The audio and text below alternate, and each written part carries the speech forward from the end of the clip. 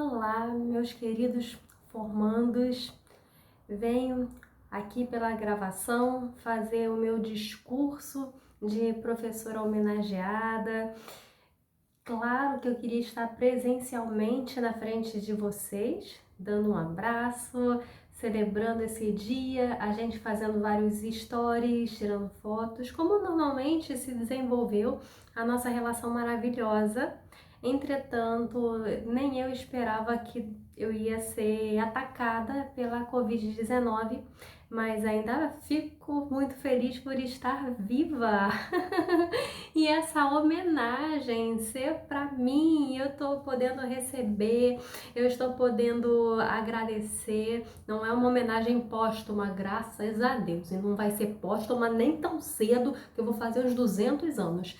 Enfim, então quero iniciar o meu discurso primeiro agradecendo a todos vocês que me escolheram, que me acolheram, que me ensinaram a ser professora. Ninguém nasce pronto. Ninguém faz um curso de mestrado e doutorado e está pronto para lecionar. A docência é como qualquer profissão, é construída diariamente. Normalmente a gente ouve que médicos, socorristas, aqueles que trabalham logo na emergência, são aqueles que sabem muito porque estão diante do olho do furacão. Eles são chamados a resolver problemas urgentes e são ágeis em dar a resposta. E só apenas, na realidade, a graduação forma o verdadeiro professor universitário. A pós-graduação também ensina. Entretanto, não dá para comparar um encontro a cada 6 meses ou 4 encontros a cada ano com a convivência diária, o conflito, eventuais conflitos, na realidade, graças a Deus eu não costumo ter isso, eventuais conflitos, eventuais dilemas que o professor apenas vai aprendendo quando é exposto diariamente. Então, nessa turma estão se formando pessoas fabulosas, alunos exemplares, que eu pude acompanhar. Apesar de não ter acompanhado desde o primeiro período, eu tenho de casa exatamente em torno de 2 anos e meio de faculdade. Então, eu não acompanhei desde o primeiro período, mas eu pude ver uma evolução muito grande do 6º período em diante. Pude acompanhar o ápice dessa evolução na turma do TCC, quando eles praticamente se transformaram de alunos que se diziam ansiosos, nervosos, preocupados, que estavam inseguros, em alunos brilhantes que fizeram apresentações fabulosas e que mostraram o quão são capazes. E o melhor de tudo isso, perceberam o seu valor, perceberam do quão além eles podem ir do que a própria expectativa deles lhes diziam. Uma coisa que, como um conselho, porque é essa função do professor escolhido como homenageado, é a função do paraninfo, é dar, digamos, um último conselho para os seus formandos. Na verdade, isso é apenas uma formalidade, porque não é o último conselho. A relação professor-aluno pode sim estar encerrando hoje oficialmente. Entretanto, daqui por diante surge uma grande amizade que vai perdurar ao longo de uma vida inteira. Então, esse último conselho formal, que afinal de contas essa é a principal função de um paraninfo, é dar esse conselho. Eu agradeço e me sinto muito honrada por ter sido escolhida para poder fazer isso, para poder aconselhar os mais novos profissionais que estão entrando no mercado de trabalho futuro, que muitos já até são advogados, porque já passaram na prova da OAB, futuros funcionários públicos, seja juízes, sejam desembargadores, o que mais vocês sonharem e quem sabe docentes. Acho que fiz um bom trabalho, porque muitas pessoas chegam a mim falando: como eu faço para ser professor? Como foi o seu início de carreira? Me explica um pouco do passo a passo da sua vida. Tanto que eu gravei até um vídeo para o meu canal do YouTube que fala justamente sobre o início da minha carreira de tão corriqueira que eu ouvi essas questões, essa pergunta. E a maior prova que um profissional é bom é quando aqueles com quem você trabalha mostram que desejam seguir a sua profissão. Que no meu caso eu escolhi a docência. A docência não caiu no meu colo, a docência não foi um acaso, eu não fui escolhida por ela, mas eu escolhi ela. Esse foi o meu objetivo desde o início, não minto, desde o quarto período da faculdade. Então, o que eu posso aconselhar? Eu poderia aconselhar vocês simplesmente a vá com garra, vá com gana em cima dos seus futuros adversários. Mas isso aí vocês já vão ouvir na própria OAB. A OAB fala muito isso, que a advocacia não é uma profissão para covardes. E eu vou dar um outro conselho também para ser somado a esse. Não sejam, claro, não sejam covardes, sejam sempre audaciosos, estudem muito qualquer causa que lhe for confiada e não tenham insegurança. Não existe CNPJ de escritório de advocacia que seja mais forte do que um CPF, do que um advogado que está lutando muitas vezes no início da carreira sozinho. Eu acho que como profissional seria muito mais fácil eu me preocupar em ter como um adversário um advogado recém-formado que tem gana de mostrar serviço, de mostrar trabalho. Entretanto, quando no meu início da carreira eu nunca temi um escritório de renome, jamais, porque afinal de contas eu sei como funcionam alguns escritórios e a verdade é que o advogado que está trabalhando no início da carreira está dando seu sangue e isso deve ser sempre aumentado, o esforço deve ser contínuo, não deve ser diminuído ao longo do tempo. Outra dica muito importante, não deixem de ser vocês mesmos. Nessa turma existe uma peculiaridade. Aqui tem alunos de diversas turmas, né? E uma parte desses alunos viram o meu início como professora. Eles viram eu pisando numa sala de aula pela primeira vez. Eu jamais tive a pretensão de eu quero que eles me adorem, eu quero ser homenageada, nada. Meu início de aula eu apenas não queria ser odiada. É normal de quando estamos iniciando algo, a gente não quer errar, a gente não quer desagradar muito, né? Na verdade, a gente já pensa assim, ai meu Deus, eu sou iniciante, tenho chance de não agradar. Se eu não desagradar muito, eu já fico contente. Foi nessa turma que hoje está se formando, não todos estão se formando hoje, outros vão se formar mais para o próximo período, em que eu ouvi o meu primeiro elogio, que veio da aluna Robervânia Martins. Foi ela que fez meu primeiro elogio, é ela que tirou a minha primeira foto dando aula, que postou o primeiro story.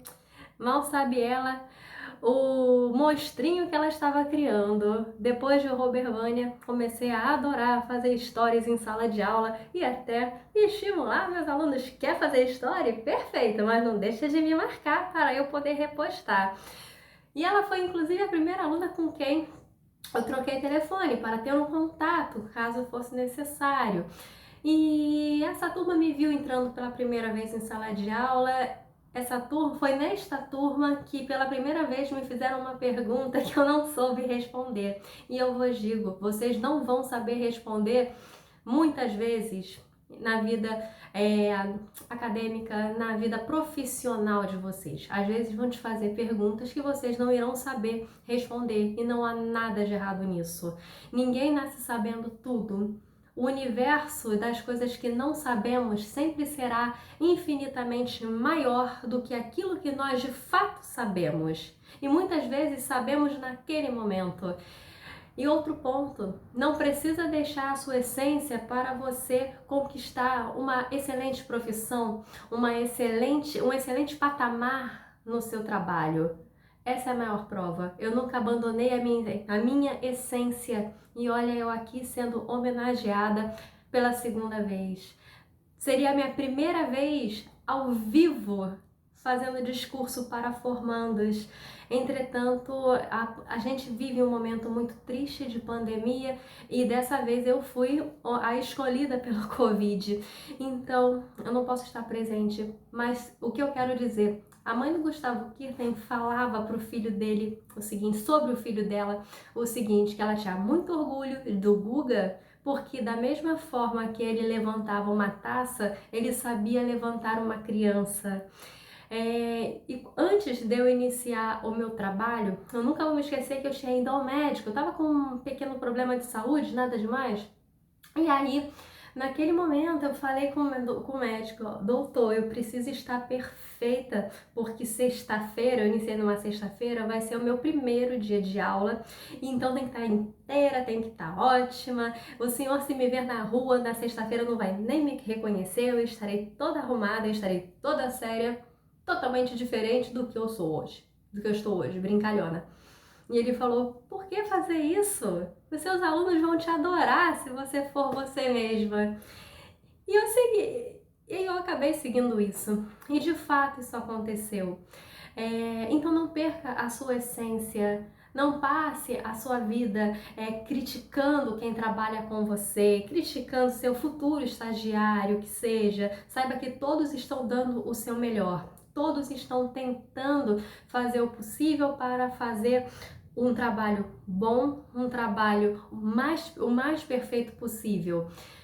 E aí, um dia, quando você olhar para trás, daqui a uns 10 anos, às vezes até menos, ou um pouco mais, você vai poder olhar para trás e vai ter orgulho daquilo que você construiu. Porque dinheiro é excelente, com certeza, status é muito bom, mas pode ter certeza, essa história de que é melhor ser temido do que ser amado, como o Maquiavel falava a respeito do príncipe, lá em Um Príncipe, para manter o seu principado, valia muito para questões de principado, mas não em profissões nas quais lidamos com os problemas das pessoas, não em profissões em que lidamos com gente.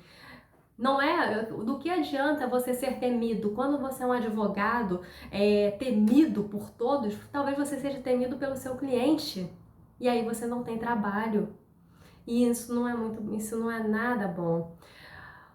O bom networking, tá? Se faz, não é sendo agressivo. O bom networking se faz quando a gente tem realmente algo a oferecer para o outro, não financeiramente falando, mas quando nós temos algo a oferecer, quando temos a nossa sinceridade, quando construímos de forma sólida relacionamentos, a gente realmente constrói o networking. Outro ponto, se alguém por acaso duvidar de você, ignore. Lembrem-se daquilo que eu vos falei nas aulas de TCC, especialmente na fase final, quando eu mandei aquela música do Projota, do moleque de Vila para vocês, a fim de vocês nunca terem medo do pior, né?